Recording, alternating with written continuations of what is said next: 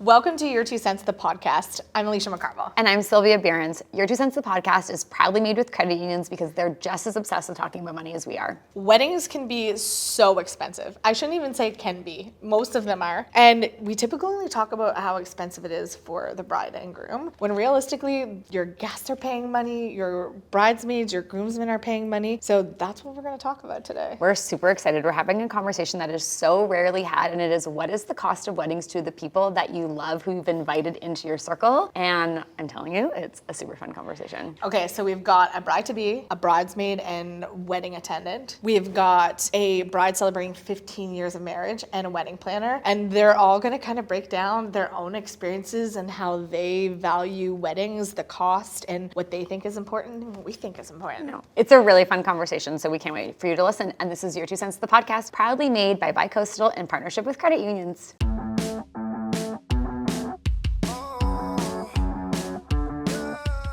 Felicity, you've seen a lot, obviously, as a wedding planner.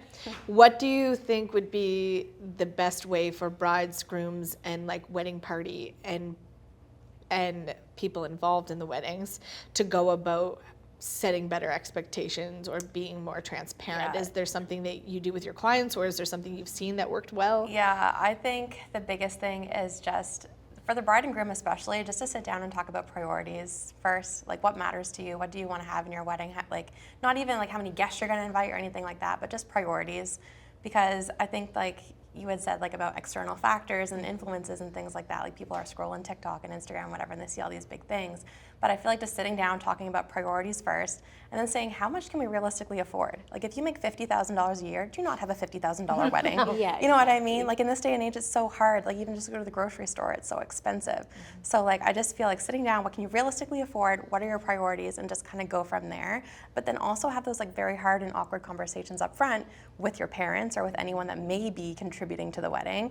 Because, like, even, like, some of my brides, their parents are like, oh, yeah, my parents are going to help with the wedding. They got married 30 years ago. Do they know how much weddings cost now? Because it's like $40,000 plus, as we talked about earlier. So I just feel like having those like educational, awkward, hard conversations up front really do help steer the conversation in the right way.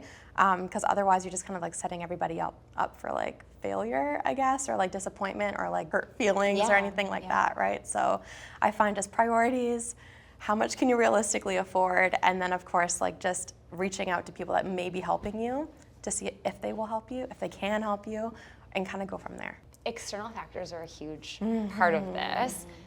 I married someone who grew up in a different province from me, and my dad lived out of the country at the time. There was no happy medium that was ever gonna have all of these people just simply existing in the same place. So what we really tried to do was find ways that they could come here and make it economical, especially because we were all still like pretty young at the time. So we like found an Airbnb and it could house a lot of people at the same time. So our wedding party was able to stay in the same Airbnb. We did try and like, even for dresses, I go of two minds of this because I think like pick a color and pick your dress is fine, but sometimes you like more guidance to make sure you're kind of in the right spot. But it was something that we did as a group together, and we actually like went shopping together. I didn't care if anyone ended up with the same dresses, but it was like still making an activity together so that it was fun. And if someone's dress was a different price than someone else's, like it really didn't matter. But I do think like as a bride and groom to try and find, even if it's something as simple as, are you booking a block of rooms so that they get a discount code on something? Are you able to like, is your rehearsal, maybe not a rehearsal dinner, but are you doing an event or something ahead of time that you could find a lower budget version of doing those things? And I do think we just need to think outside the box a little bit more.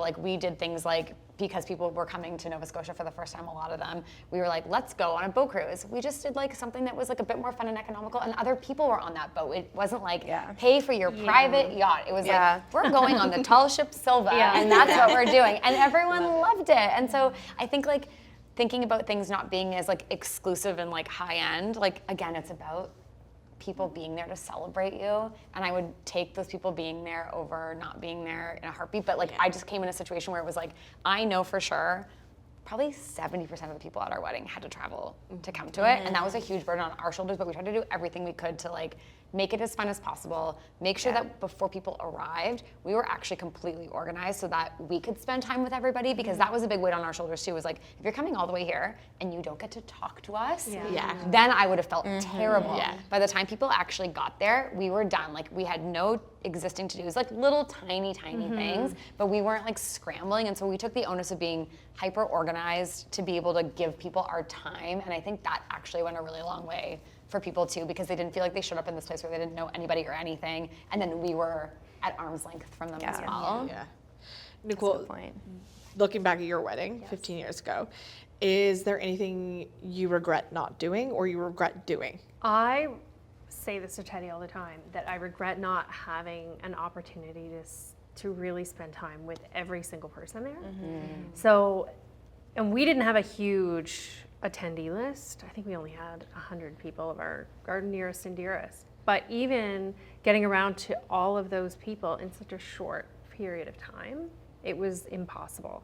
And I still to this day say, were they at our wedding? And Teddy will say, yeah, they were. I'm like, oh, I really wish I would have had a chance to talk to them, because some people we hadn't seen in 10 plus years, because maybe they were friends with our parents, but they were really special to us when we were kids. And then you're so wrapped up with your friends and doing all the things that day that you haven't had an opportunity to go over and say hello. So I can't even imagine the 300 people weddings. You would never have a chance to speak to everyone. I would say that's my biggest regret, not having an opportunity to have a genuine conversation with every single person at my wedding. Anything for you? Yeah, I have such a specific example. So you're worrying about every little detail, of course. Like, how can you not? It's such a big moment in your life. And so we had a specific set of vases and flower arrangements on the head table, and then every other table we had gone and like collected rocks from beaches and made our own flower arrangements with the candles and stuff. But there were different vases for the head table than in all the rest of the tables. Yeah. Apparently, right before the wedding, one of the vases from the head table smashed, and it was replaced with one of the vases from the other table. It was directly in front of me, and do you think I noticed it was there? I absolutely did not. It didn't even cross my mind. I spent all this time like making sure everything was perfect, but because of the one that broke, it was the only way to symmetrically balance it was by putting that vase directly in front of me. And then I realized, like, oh, if I didn't notice, do you think anybody else noticed? And it was such a moment of like, oh, that's the small stuff. You're in the weeds so much. So that was for me like a thing that I regret, was kind of not wasting money, but just hyper focusing on something like that no one else cared about. And then I think about those details in a grander scale. Like, if you're paying for flowers, like we got our flowers, we had someone at a grocery store do our flower arrangements because they were obsessed with flower arrangements. And then my mom was really good with flowers, so she did like a final just like check to make sure everything was good. But it saved us so much money. If I had paid a florist and I cared that little in the actual moment, I would have been so mad at myself. So I think just like trying to remember the big picture of why people are there. They love you, they want to celebrate you. Like, make sure, I've been to weddings where the food is terrible. I feel like that is one of the worst things ever, because it wasn't good for you either. If it's bad for your guests, it was probably terrible for you. So like that part, I'm really glad that we spent money on that. Like that was definitely our biggest ticket item of our wedding, was definitely our food, and I'm so glad that we did. But I think about all the little special things, like having my dad play in a band there. It could have gone terribly. I have no idea. People may not have danced. We literally didn't have backup. It was not of a time where you could just plug your phone in and hope everything goes well. Thankfully, it was a huge success. But just finding those moments that are so true to who you are, because it'll just like make people even happier to be there and celebrating that. The more you can personalize an event like that, people notice it more. So, Felicity, is there things that you've seen brides and grooms do to pay attention? Yeah, so To their actually part- to your point about not having the time to see everyone, a first look is more and more popular these days. So like seeing your bride or your groom before you walk down the aisle, you can get some photos out of the way, and then you can actually enjoy all the food and the beverage and the guests at the cocktail hour. Because a lot of people miss out on that, and they don't even get to try their oysters or have a drink of champagne or have their signature margarita come out or anything like that. So like as a wedding coordinator, when I'm at the wedding, I try to make people more present in their day, and I try to, like, the bride, I'm like, all right, breathe. Would you like anything at the bar immediately after your ceremony, so you don't need to be tucked away doing anything?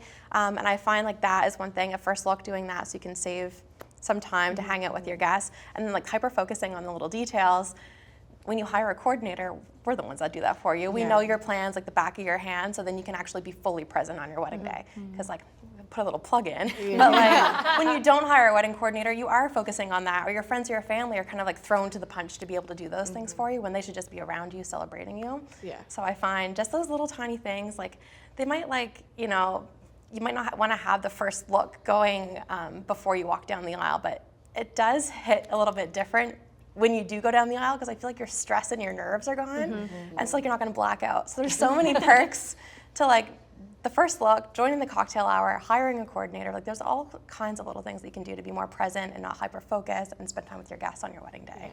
Now, Carla and Samantha being guests of weddings and Sylvia's regret of like worrying about those little things, on the scale of what you are excited for when it comes to the wedding, like where do you scale that decor part of things for brides? Like looking at the decor? Yeah, and like all that stuff? where does that scale in your? Oh my gosh, like way to the back of my mind. Like I'm more excited to celebrate the couple getting married, seeing friends and family that I didn't see if, you know, it is someone related to me or a high school friend. But yeah, I don't notice the decorations and stuff like that. The food.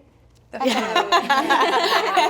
another thing. Food, definitely. And I would say like, we do and don't notice the details. If you have a beautiful centerpiece that you're so excited about, I probably would notice, oh, it's beautiful. But if you don't have one at all, I wouldn't notice that either, right? Like, so the things that I think brides stress over naturally, you want everything to be perfect. And like you said earlier, you don't want people to think that you had to forego anything that you wanted, but we wouldn't notice. Like most people probably, maybe if you're a wedding planner, you would I notice. feel like if you're a But- bride, you notice more. So if you're a Yeah. bride and you're Yes. planning your wedding and you go to somebody else's wedding, you're going to pick out a whole bunch of things. Yes, I But if notice you're things not, you're not differently going to now. notice that. Yeah.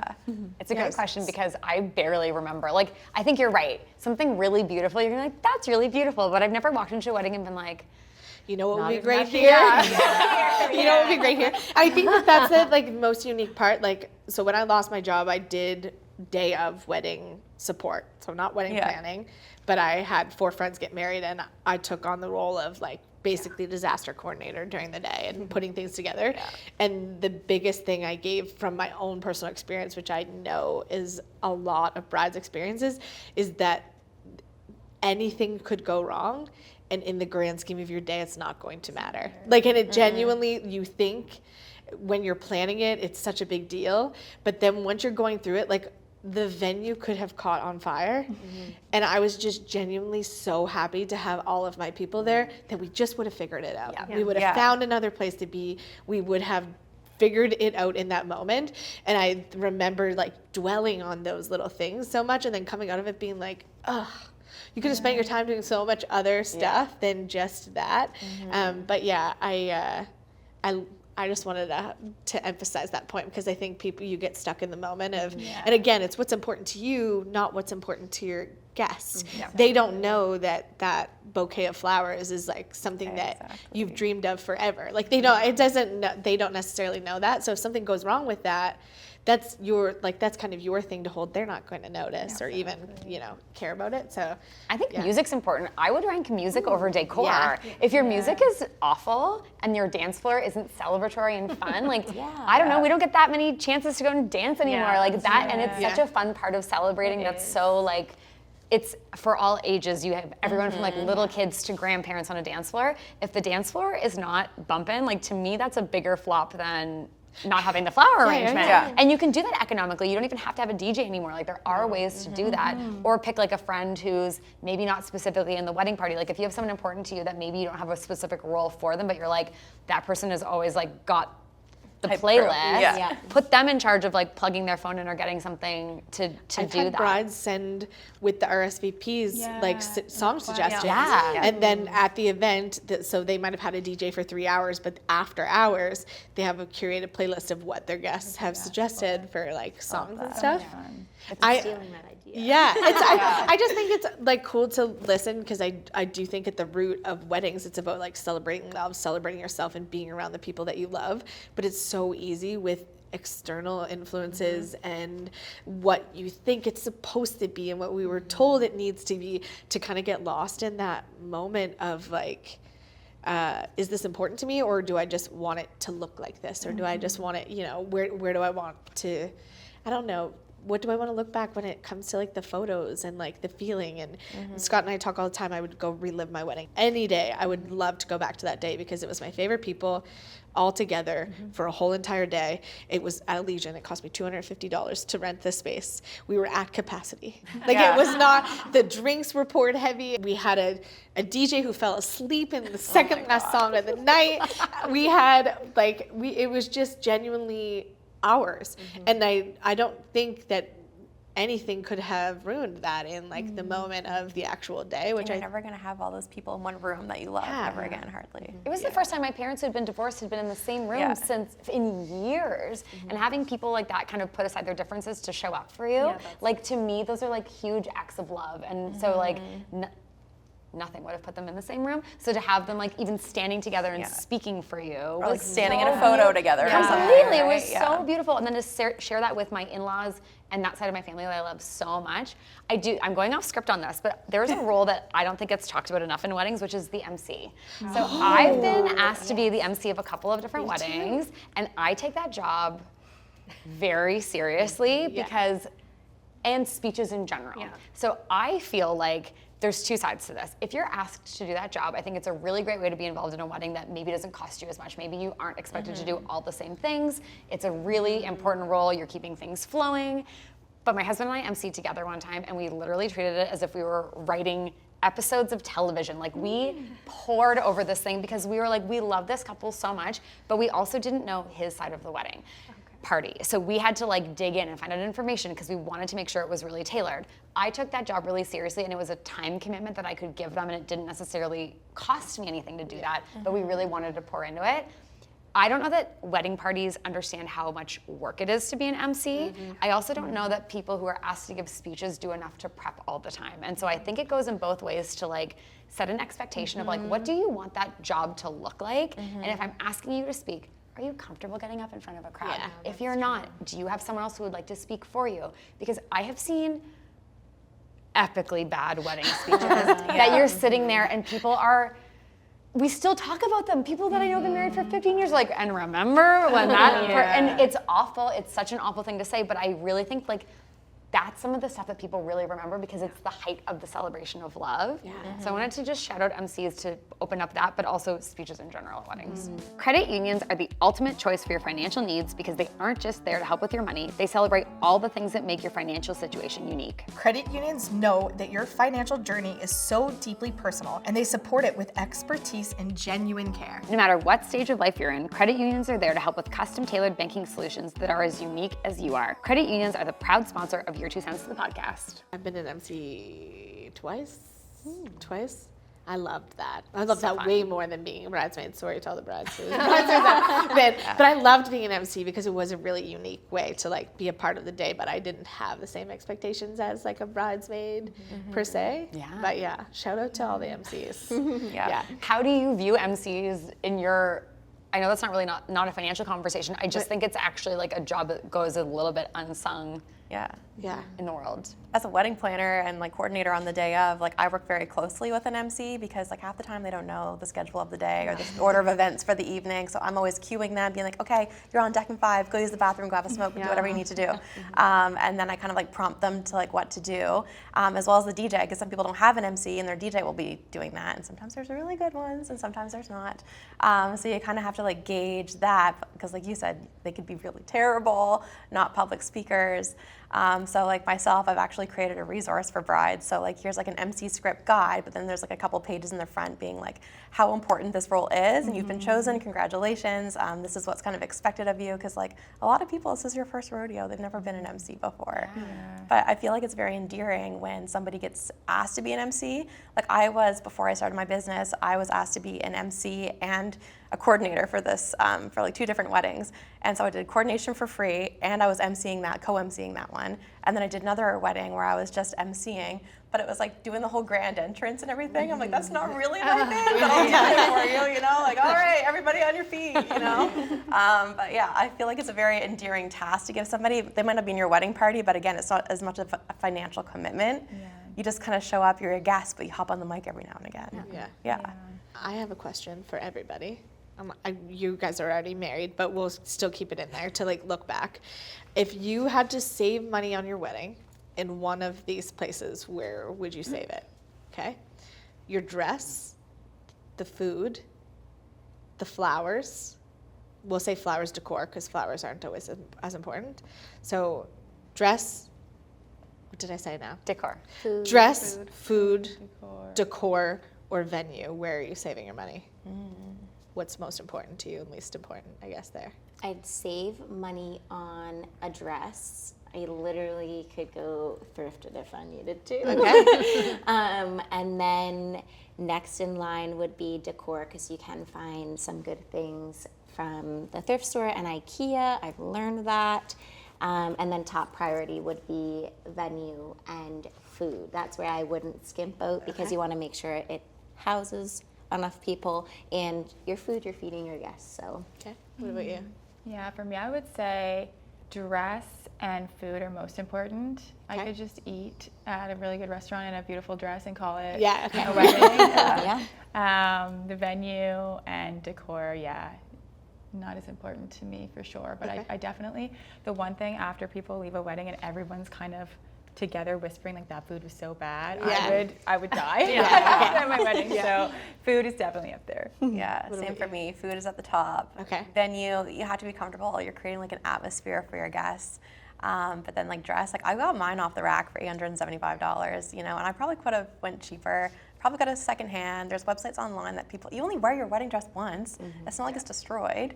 Well, sometimes. If you like a hurricane like we had last year, wildfires. But yeah, so like, and decor and florals aren't really that important to me. I did actually thrift a lot of my own things, and like I found like, you know, marketplace items, IKEA, like it's, yeah, but food is most important for me. Okay. I would say food is most important, then decor, venue, dress. Dress. Okay. Because I feel like you can have the most beautiful decor in any venue. You could set it up anywhere, and no one's looking, oh, look at this place. They're just saying, look at this, look how beautiful this experience has been made with the use of flowers and colors and, you know, creating a mood. I love that. I think you can do that anywhere.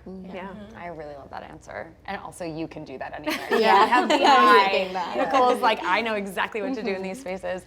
I think for me, food is number one. Imagine I didn't say that after I was like, I remember all of the facts. Food is number one, because I think that like we really tried to incorporate like East Coast seafood into it, and we really tried to make it part of the experience. So I think you can do that if you're kind of creating an atmosphere that way. I think I'm agreeing with you. Venue, I could kind of do that anywhere. I think with the right things, you can bring that to life. Dress was really important to me, but also when I got married, Pinterest wasn't a thing. Facebook Marketplace wasn't a thing. We were getting so scrappy, and I didn't have as many outlets to maybe find like a vintage dress or something. I actually probably would have consigned my dress now, because I love consignment shopping so much. That would have been like a go-to thing for me. Mine was consignment. I should have known how to find these things. So I think for me, like bottom of the list would be decor. Dress would probably be the next one, but I think like food for sure. I want my people like happy, and you don't want to leave someone hungry. I had to go to McDonald's after a wedding one time. This has been so much fun. Thank you for being so honest, because this is a hot topic. I actually have so many more questions that I wish we had more time to I ask know. of you. I don't think I've ever heard people talk about weddings like this before, so I'm so excited to hear what other people have to think. But before you leave, we have a speed round, so we're gonna kick things off. Okay. Do you think it is better to give cash or presents at a wedding? I think cash, because then the bride and groom can choose what they do with it. Okay. Cash for sure. Yeah. Cash is king. Yeah, cash. Cash. I say cash too. We had a registry, and people are still buying off the registry, and then you can't even exchange it for the things that you want. So I say cash always. I say cash too, and like we were together for 10 years before we got married, so it was like there's nothing you can buy me that I don't already have it, yeah. like in terms of like I think the custom of giving gifts happened like when a couple was like Not just living living together for the yeah. first time and having those shared, and I don't think that exists as much anymore, but yeah. Although we did get a waffle maker, and I still use it to Oh, this day. okay. So Okay, waffle maker, cash or good, waffle good. maker would be my top two. Do you think it's okay to limit plus ones at a wedding to serious relationships only? 100%. I love it. Yeah, like don't just bring your Tinder date. Yeah. Serious relationships only. I think.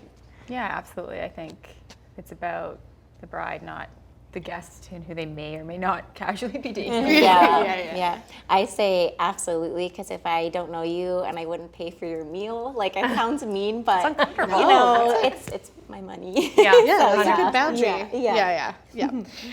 Do you think the gift you give should be equivalent to the amount it cost your dinner at the wedding?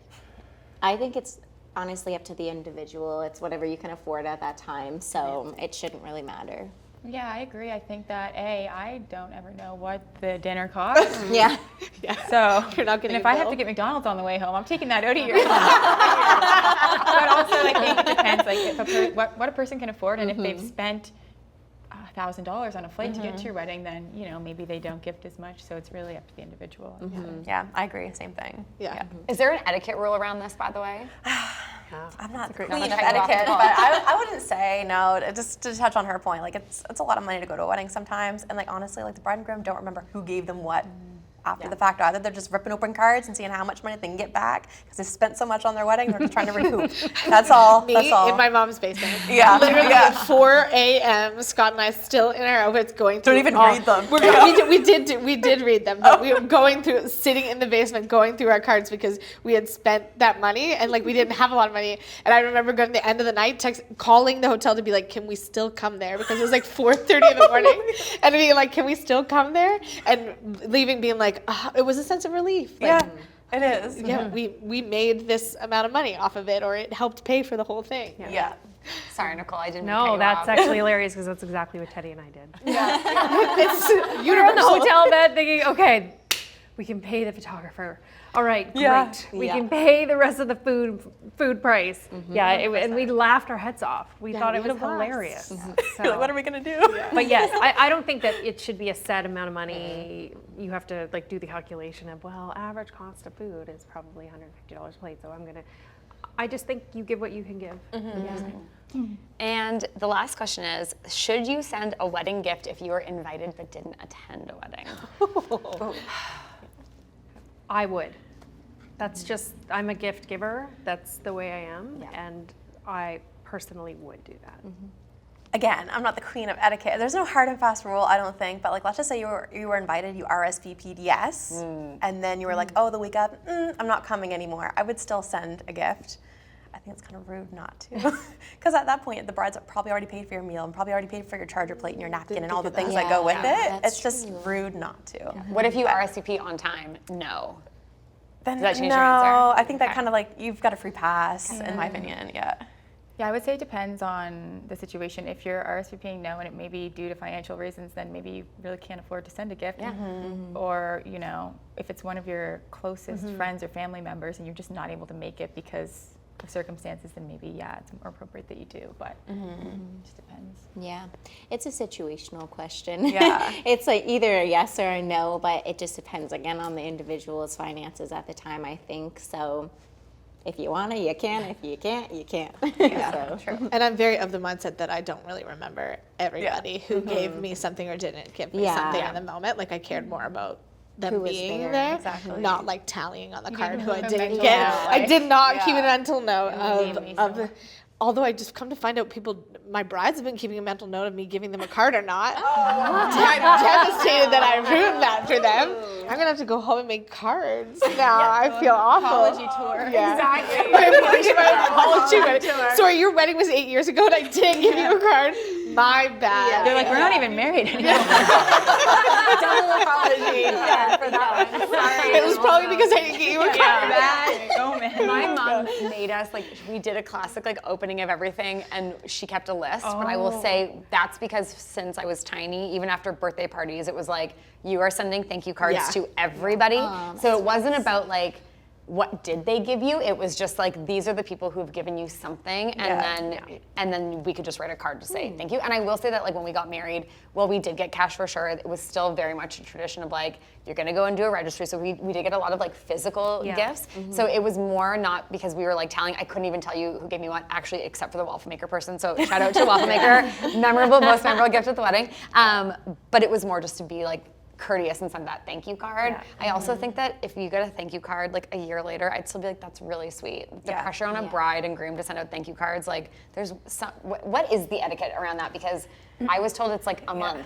Who has the time? Well, Also, I've even just- been seeing more and more like giving a thank you like at their seat at the dinner. So like you're writing a personal letter to the bride and groom and it doubles as a place card. It's just done. Yeah. I also just feel Yeah. like I'm not offended if I don't get a thank you Same. card from Yeah. I'm not even. I wouldn't give it. him I that. haven't Going to given the a card, so Starbucks, I'm not getting a thank you for it. No. Yeah, no, but I don't. How did they know you were there? I don't even know. Yeah. No, I just don't.